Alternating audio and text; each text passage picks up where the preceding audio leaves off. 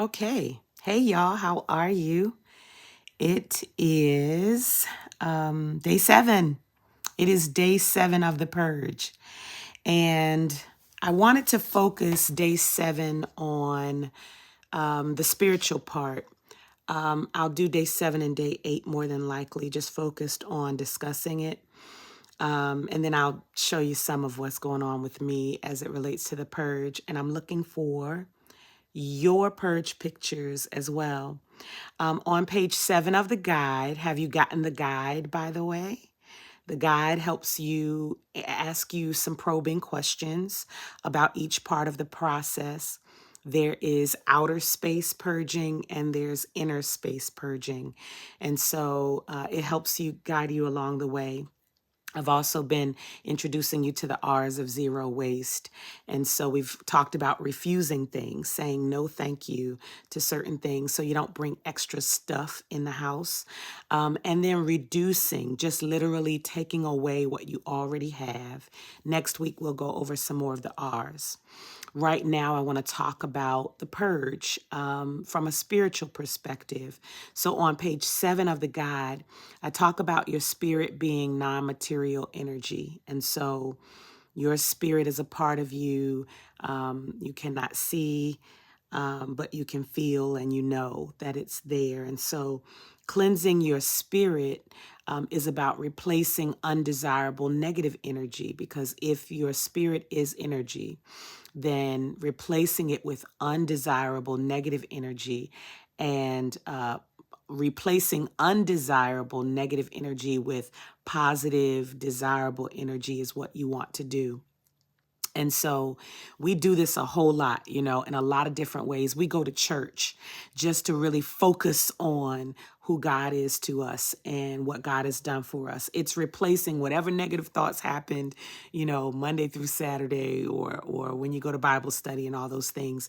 It's to fill your mind, to remind and remember who you are in God. That's one way. You can, in your own quiet time, pray or fast or worship or meditate on positive words. That's a way to replace negative spiritual energy with positive. And so there are different ways to cleanse your non-material self, your spirit of negativity. And you have to engage in non-material based activities, because if the weapons of our warfare are not carnal, but they are spiritual, then we have got to fight spirit with spirit, right? We've got to fight energy with energy.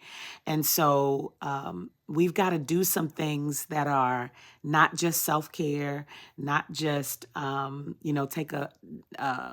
take a bath or go for a run or go for a walk or purge physical spaces. We've got to do some non-material energetic work in order for us to be cleansed spiritually. And so I've mentioned some of them: going to church, worshiping, fasting, prayer, meditation. I also think that fasting just does not include food. It also includes social media and TV and cell phones, whatever you need. I mentioned a bath, but there are spiritual baths where you go to your bathtub, fill it up with good things, oils and salts, and you do it with intention. And that is a prayerful intention of what you want to leave in that bath when you get up out of it.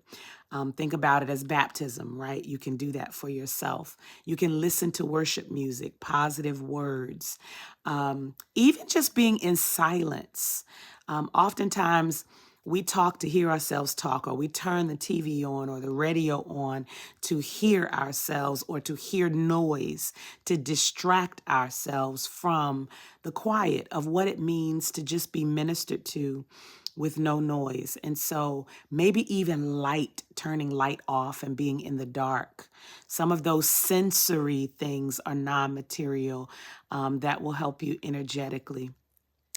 Focusing on positive words, positive scripture, positive affirmations, will help also because it reminds you, it brings to mind something positive that can replace something that's happening in there. It's never as simple as that. There are always other things that can be done depending on your makeup.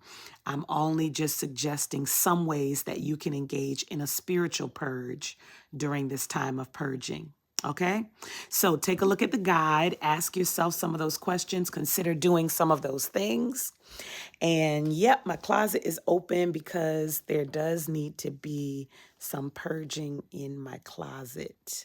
And I'm kind of organized, like with my jewelry, I'm organized. But there's some work that I could do in here, I think. And so the biggest thing is there's some things I don't wear that just need to come out because I don't wear them anymore. Remember this, if you don't love it and you don't regularly use it, let it go. Maybe somebody else could use it. Someone's trash is another person's treasure. Or maybe it just needs to go. Recycle it, throw it away, give it away, whatever you need to do. But less stuff. Every time I do this, I end up with more room in my closet because I'm getting rid of some things that I don't use, can't wear anymore. There's some things I'm keeping that I'm getting back into now, but some things I'm getting rid of. All right. So just an encouragement on day 7. We have 2 more weeks to go. So stick with it. Don't give up. Just purge one thing today. The calendar says just one thing. It might be a drawer. It might be an item that you make a decision about. It might be a whole space, a whole closet. Get your black trash bags and go for it. What do you need to purge today? Love you all. Continue the purge. I'll see you soon. Bye.